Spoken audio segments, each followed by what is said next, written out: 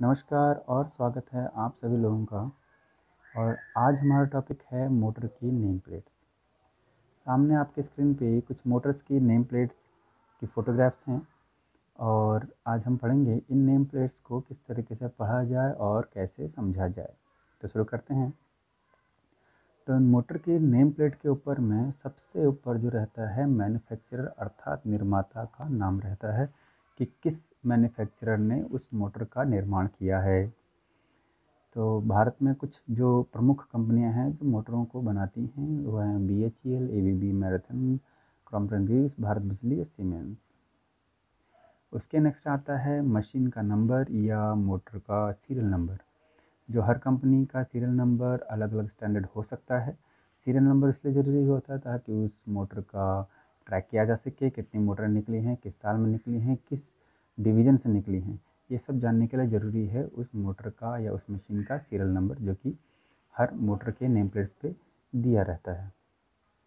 फिर आता है मोटर का फ्रेम साइज़। फ्रेम साइज़ से हमें ये पता लगता है कि कोई भी मोटर के जो डायमेंशंस हैं वो किस स्टैंडर्ड को देखते हुए बनाए गए हैं। फॉर एग्ज़ाम्पल जैसे सामने 160L लिखा हुआ है, अगर आपको अपनी कोई मोटर को रिप्लेस करना है तो जो दूसरी मोटर भी आप रिप्लेस करोगे उस जगह पर वो भी 160L की ही होनी चाहिए। अगर दोनों ही मोटर 160L की हैं तो आपके जो डायमेंशंस हैं वो समान रहेंगे और 1 to 1 आप उसको रिप्लेस कर सकोगे। तो 160L, 100L, 112M इस तरीके से अलग अलग फ्रेम साइज़ेस होते हैं। उन फ्रेम साइज़ेस के अकॉर्डिंग ही किसी भी मोटर का डायमेंशंस तय होते हैं। नेक्स्ट है IS 325। IS 325 वो इंटरनेशनल स्टैंडर्ड है जिसके अकॉर्डिंग मोटरों का मैन्युफैक्चरिंग होती है। तो मोटर में कितना वाइब्रेशन होना चाहिए, कितना नॉइस लेवल होना चाहिए, इंसुलेशन रेजिस्टेंस क्या होना चाहिए, तो वो जो सारे स्टैंडर्ड्स हैं वो आपको मिलेंगे किसी भी स्टैंडर्ड्स में। जैसे यहाँ पर IS 325 को स्टैंडर्ड मान करके मोटर की मैन्युफैक्चरिंग होती है। Next is rotor type. Rotor type दो प्रकार की हो सकती हैं, केज रोटर हो सकता है या स्लिप रिंग मोटर हो सकता है। अगर मोटर में स्पीड कंट्रोल की ज़रूरत नहीं है तो स्क्वायरल केज इंडक्शन मोटर हो सकता है। और अगर स्पीड कंट्रोल होना चाहिए या स्टार्टिंग में मोटर की स्पीड कंट्रोल होनी चाहिए, स्मूथली मोटर स्टार्ट हो, इस टाइप की रिक्वायरमेंट है तो अपन स्लिप रिंग इंडक्शन मोटर का यूज़ करते हैं। उसके बाद आता है इंसुलेशन क्लास। यहाँ पे इंसुलेशन क्लास है मोटर के वाइंडिंग का जो इंसुलेशन क्लास है उससे। तो मोटर में जो इंसुलेशन क्लास आमतौर पर देखा गया है वो है F क्लास इंसुलेशन। उसके अलावा जो इंसुलेशन क्लास रहती हैं वो होती हैं A, E, B, F और H। तो हर एक जो अल्फ़ाबेट यहाँ पे दिया है उसका कुछ लिमिट होती है कि इतने लिमिट तक उस इंसुलेशन की प्रॉपर्टी रहेगी और इंसुलेशन ख़राब नहीं होगा, वहाँ तक वो बना हुआ है उतना हीट बियर करने के लिए। जैसे F क्लास इंसुलेशन का 155 डिग्री तक वाइंडिंग के अंदर जो कोर के अंदर जो हीटिंग है वो उसके लिए बनी हुई कि वहाँ तक वो बियर कर लेगा। तो इस तरीके से B, E और F क्लास भी रहते हैं।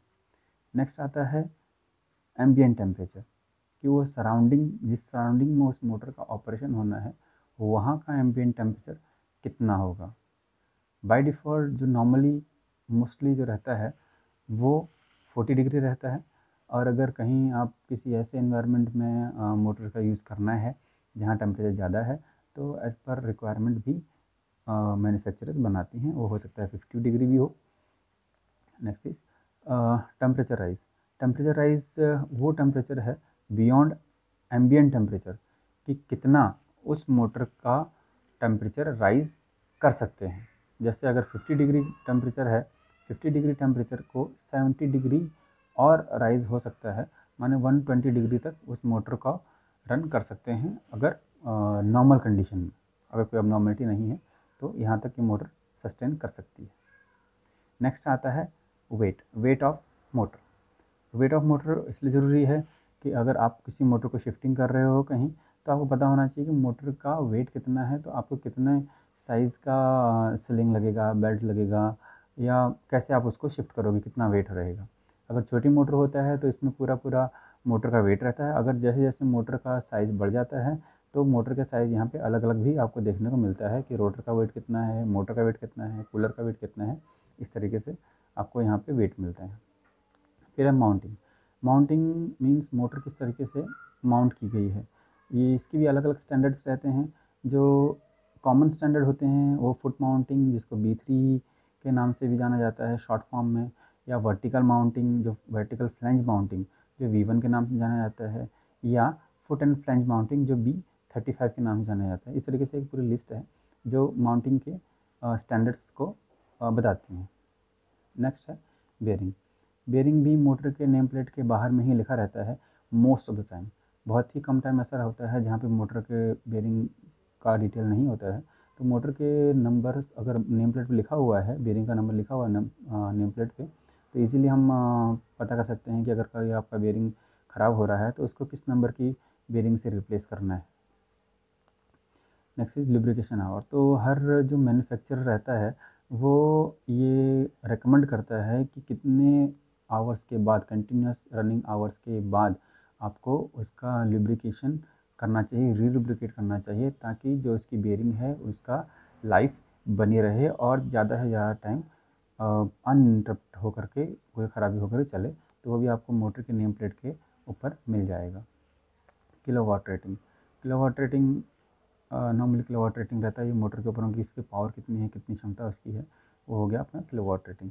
कितने वोल्टेज पे मोटर चलेगी, 3 फेज़ LT सप्लाई पे चलेगी 415 वोल्ट पे, 6.6 kV पे चलेगी, 11 kV पे चलेगी, वो भी मोटर के ऊपर में रहता है।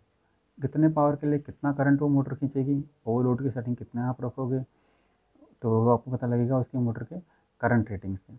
Power factor. Power factor ratio रहता है जो आपका एक्चुअल पावर या बाई अपरेंट पावर। हर्ट्ज़, ये कितने हर्ट्ज़ की सप्लाई के लिए मोटर बनी हुई है। जनरली दुनिया में दो तरह की फ्रीक्वेंसीज़ हैं, 50 हर्ट्ज़ और 60 हर्ट्ज़। तो ये कौन से सिस्टम के लिए बनी है, 50 हर्ट्ज़ वाले सिस्टम के लिए बनी है, 60 हर्ट्ज़ के लिए, तो आपको मोटर नेम प्लेट पे ये देखने को मिल जाएगा। कितने RPM ये मोटर चलेगी, 2 पोल मोटर है या 4 पोल मोटर है, ये भी आपको मोटर की नेम प्लेट से पता लग जाएगा। आपको फ़ैन एप्लीकेशन पे चलाना है या पंप एप्लीकेशन पे चलाना है, पंप कितने RPM का है, तो उसी के अकॉर्डिंग मोटर का RPM भी चाहिए होता है। एफिशिएंसी। एफिशिएंसी मतलब कितना आपने उसको इलेक्ट्रिकल इनपुट दिया और उसने उस इलेक्ट्रिकल इनपुट को कितने मैकेनिकल आउटपुट में कन्वर्ट किया, वो मोटर की एफिशिएंसी हो जाती है। आईपी। आईपी होता है इंग्रेस प्रोटेक्शन, मतलब बाहर का जो ऑब्जेक्ट है, एक्सटर्नल ऑब्जेक्ट जो है, उससे मोटर की इनसाइड की बॉडी को कितना आप प्रोटेक्ट कर सकते हैं, वो रहता है। उसके लिए स्टैंडर्ड जो रहता है वो उससे कहते हैं इंग्रेस प्रोटेक्शन। जहाँ 0 का मतलब होता है नो प्रोटेक्शन, और फर्स्ट लेटर जो होता है वो होता है सॉलिड पार्टिकल या सॉलिड पार्ट से प्रोटेक्शन को डिनोट करता है, और जो सेकंड पार्ट रहता है वो मॉइस्चर को या वाटर के इंग्रेशन को रोकने का प्रमाण है, इंडिकेशन है। नेक्स्ट है फेज़। मीन्स ये मोटर सिंगल फेज़ की मोटर है या 3 फेज़ की मोटर है, ये फेज़ से पता लगता है।